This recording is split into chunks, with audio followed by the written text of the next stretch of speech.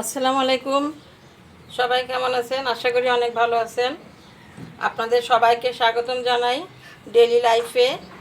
আমার সাথে থাকার জন্য অনেক ধন্যবাদ।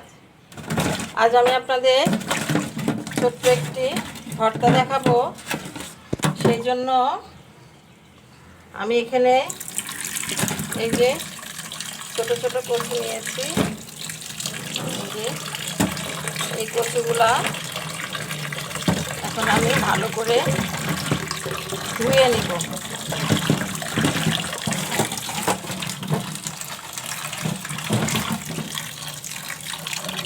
ভালো করে ধুয়ে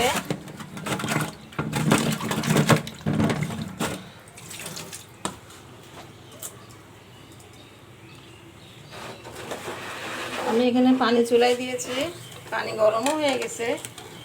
এখন আমি এটাকে সেদ্ধ দেব।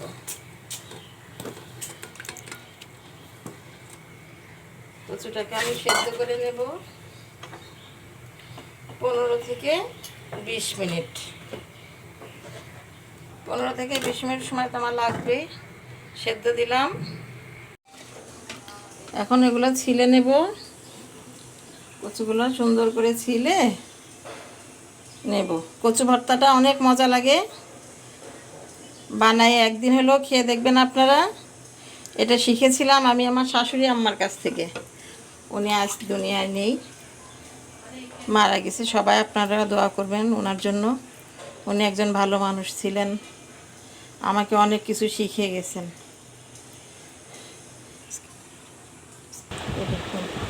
এবার আমরা কচুটাকে ভর্তা বানাবো।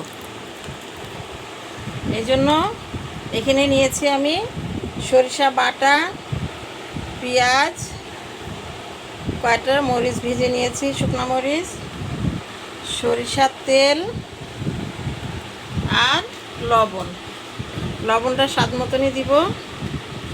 ভর্তায় একটু মরিচ বেশি দিব, মরিচ বেশি হলে ভালো লাগে, এই জন্য মরিচ বেশি দেব।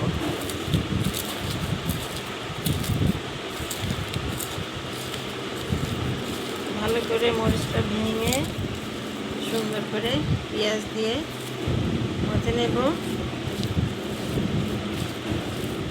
এখন এখানে সরিষা বাটা যে আমি রেখেছি, সরিষা বাটা, এই বাটা সরিষাটা দিয়ে দিব।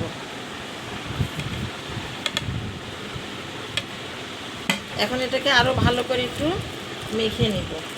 দিয়ে দিব সরিষার তেল,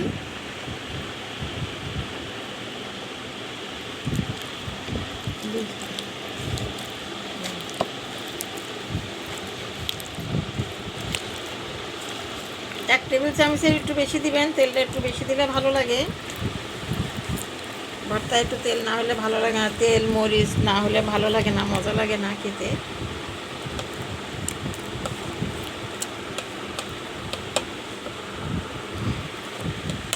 তো হয়ে গেল আমার কচু ভর্তা। হয়ে গেল আমার কচু ভর্তা। সবাই খাবেন বানিয়ে। ভালো লাগলে লাইক, শেয়ার, কমেন্টস করবেন। সাথে আমাকে সাবস্ক্রাইব করে দিবেন।